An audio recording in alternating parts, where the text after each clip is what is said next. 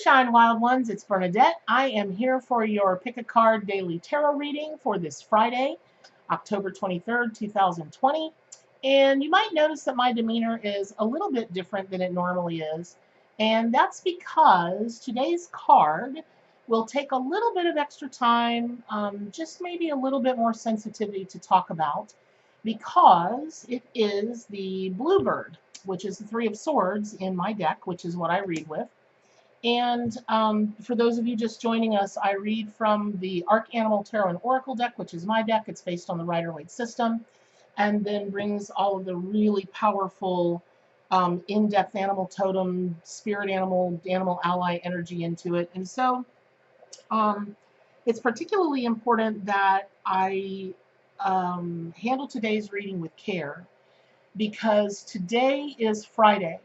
It is ruled by the throat chakra, which is all about communication, the color blue. It is ruled, its ruling planet is Venus, which is all about love in all of its forms. And if you take a look at the traditional Rider-Waite card for the Three of Swords, what you see are three swords stabbed through a heart. There's really no way to sugarcoat that, y'all. It's a tough card. Now, having said that, it's a tough card for the moment, but it doesn't have to remain that tough card, because really at the end of the day, the Three of Swords is all about, anytime you're dealing with swords, you can certainly be dealing with the fire element or the air element, but you're always dealing with a call to remember that a sword is double-edged. So on the one hand, yes, you might be about to suffer some serious heartbreak. Maybe you just suffered some heartbreak, but you're going to get through it. You really will. And that is not a pep talk. I promise. I would make a terrible life coach or pep talk person. My answer to everything is jerk yourself up by your big girl panties and move along, which is terrible, terrible advice. And so it's good advice for some people, but for most people, they need a lot more than that. And people that are told that only ever follow that, like in my family we did, you eventually get to a time where you're like, maybe I should have dealt with that before. Who knew? But when you take a look at the traditional symbolism of the Three of Swords, really what it's asking you is to dig deeper, maybe even to the very depths of your soul. And you're like, what does that even mean? I don't know. I've been trying to figure it out and help my clients figure it out for years now. But when something feels like it goes past this, literally to the core of your being, to the all that you've ever been, all that you ever will be, that undefinable, non-physical you that is strongly, powerfully connected to the all that is, because you're part of that, right? Okay. So, pain, it is really unavoidable. Honestly, it is. And when you take a look at these three swords suspended in a heart by a stormy sky, again, that looks pretty simple and straightforward, but not really, because it does speak not just of, some pain, but it does speak about a cross to bear. And that doesn't have to be so heavy duty. Oh my gosh, Bernadette's being, a downer today. The animal allies are being a downer today. It's not.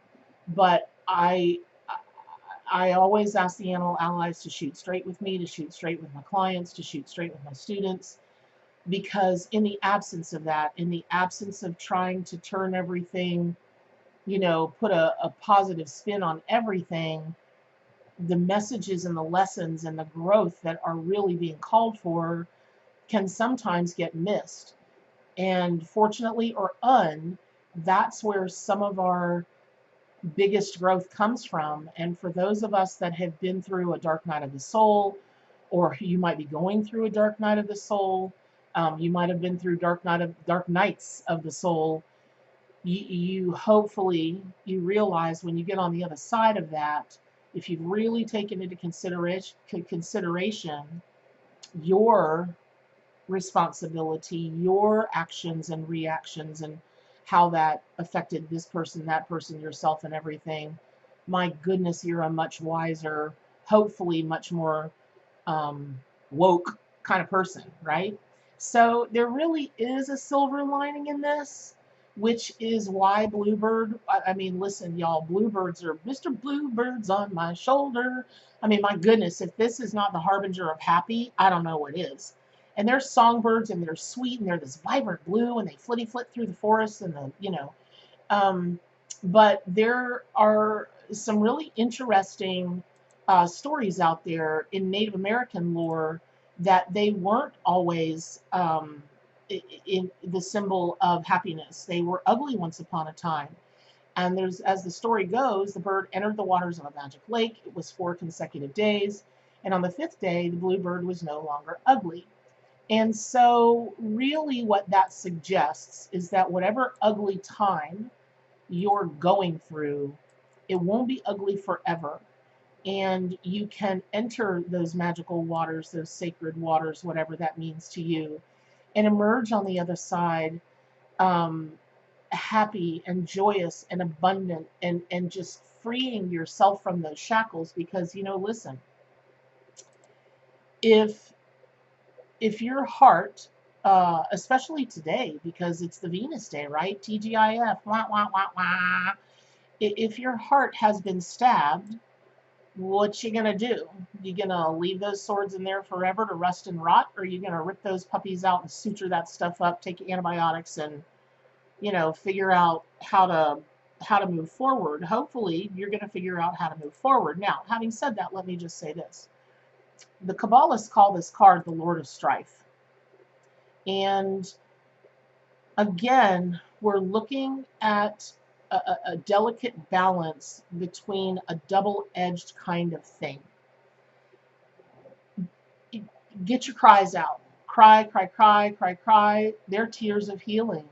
They will purge you of whatever that stuff is if when you are going through what happened, when you're trying to reconcile what happened, or even if you're trying to figure out, like, something's coming and you're like, oh my gosh, how am I ever going to make it through all of this? And you're trying to get everything kind of all pulled together. Remember the color blue. Remember the throat chakra. Remember, it's about communication, but it's about both sides of that communication. And you can only be responsible for your side. You cannot be responsible for what other people communicate or how they communicate it. You just can't. You can't manipulate them. You can't passive aggressive them. You can't dominate them. Just don't even try it. You've got to make sure that everything that comes from your throat chakra, that air element, that's beautiful blue, that's working towards there, like working up through there like the beautiful blue of a bluebird, is just as pure and well-intentioned and honest as you can make it at the moment. And they always say the heart doesn't lie, and that's true. The heart does not lie. And that's why I'm going to circle back to that part of the reading that is really about, maybe you're going to have to dig a little bit deeper into your soul and really consider some things you hadn't considered before. Now, one of those things may be, I don't even know what's going on, y'all, but I have gotten more requests to do past life work in the last 6 months than I ever have in my whole life. And I don't advertise past life work because I don't do it. Well, it's not that I don't do it. It's just not a mainstay of my practice, right? But my gosh, people are all of a sudden concerned with their Akashic records. And what that has to do with this is, as the veil is thinning between now and Halloween, I am watching people spin in ways they've never spun before. And yes, a lot of that has to do with the day that's looming that shall not be mentioned, and it really shall not be mentioned. But I think what's happening is that the sensitivities and the pains and the hurts that we have now are things that are carrying through from past lives that haven't been healed, we didn't know to, this could be from the 1800s or the 1500s, or you could have gotten taken out by a T-Rex, for God's sake, in prehistoric times. I don't know. But I think we're dredging stuff up and we just don't know it because so many people have said to me, Bernadette, it is so uncharacteristic of me to act and react in a certain, this manner. It was like somebody just took over my body. And I understand that. I totally get that. As someone who channels and has been, shamanic journeying for 1,000 years, I totally get that. So when you are looking at your hurts today, considering what hurts might be coming, I would really encourage you to sit with it for a minute and ask the animal allies to show you if there's some past life regression work that might need to be done, because the sensitivity is just so heightened. And these are really sensitive things that we're dealing with anyway. So to have that stuff brought forward in this time, that's a big cross to bear. That's a big, holy cow, don't I have enough on my plate? Come on, universe. Okay, keep heaping it on. I can take it, I can take it, I can take it. Um, maybe, maybe, but you always have control of that. You don't have to allow anything to heap on to you that you don't want to heap on. And when we talk about the throat chakra and we talk about communication, realize that that doesn't only have to do with the communication here. It can do with the communication here, here, in your heart, in all of your chakras. It can, you can communicate from any of those. You can absolutely create an intention that on this day or this week you only want like this much on, I'll mark it off on my calendar, universe. I'll get you in for more next week. We'll have more strife next week. We'll have some tea, we'll have some crumpets, we'll have some strife. It'll be fabulous, darling, right? Okay. So I know that this sounds again a little doom and gloom, and it is. But forewarned is forearmed. And if you've already been damaged or stuck through the heart, and you're to blame, baby, you give love a bad name. I figured I had to lighten it up for y'all somehow, sing bad 80s tunes. But okay, you're there. It sucks. I get it, but you don't have to stay there. And if Bluebird is telling you anything, when you're talking about the wind element, when you're talking about any winged thing, it is time, it is a calling. You will fly, fly, fly away from all of this, but you got to do the work first. And thank you, Katie Byron, for that. Got to do the work first. I didn't know what that meant when her books came out. I know what it means now. It ain't easy, but my goodness, when y'all get to the other side of it, I have clients that'll show up, oh Lordy be, they're in such trauma, and they'll get a reading and it won't resonate with them, and then I'll get a phone call from them a year and a half later, and they'll come sailing into my office like a completely different person. And they'll be like, do you remember when you told me this? Nope. Remember when you told me this? Nope. Well, this is what happened, and I hated you at the time, and I wanted my money back, and I didn't believe anything you were saying. But yeah, I remember that from clients. Not a lot, but from some. And they got jiggy with it. They really did choose to do the work, and sometimes it was very difficult because that double-edged sword, what they found was there wasn't anyone to blame about the pain. Other times they found that at the end of the day, it was their own choices that led them to that pain. And sometimes they, discovered, well, maybe I had a little less responsibility than I shouldered for that. And, then you can talk about sacred contracts and see how this can spin off into a whole thing. Like you can go down a rabbit hole. Bottom line is there's no blame.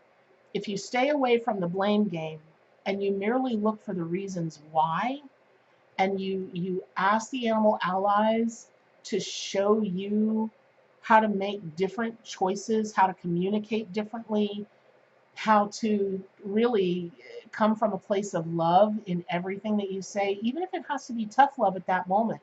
Okay. Man, you're going to get through this time so much more quickly than if you wallow in it, because birds don't wallow. I don't know if y'all ever saw, I love it. I don't even know why I love it. It's the most ridiculous movie in the world, but G.I. Jane. and Demi Moore, and oh my goodness, I can't think of his name. I just love him. He's one of the hottest men to ever walk the face. Viggo Mortensen. Oh, Viggo, this reading's for you. But Viggo plays a sergeant or a captain or a general or something, and he always reads from a book. And he has this saying about a book, something like a bird never falls off a limb or falls off a tree. It doesn't. I don't know. Anyway, the bottom line is the bird has faith in itself. It doesn't matter to the bird if it lands on a limb that's about to crash, because the bird knows that it can fly away, and it trusts in that completely.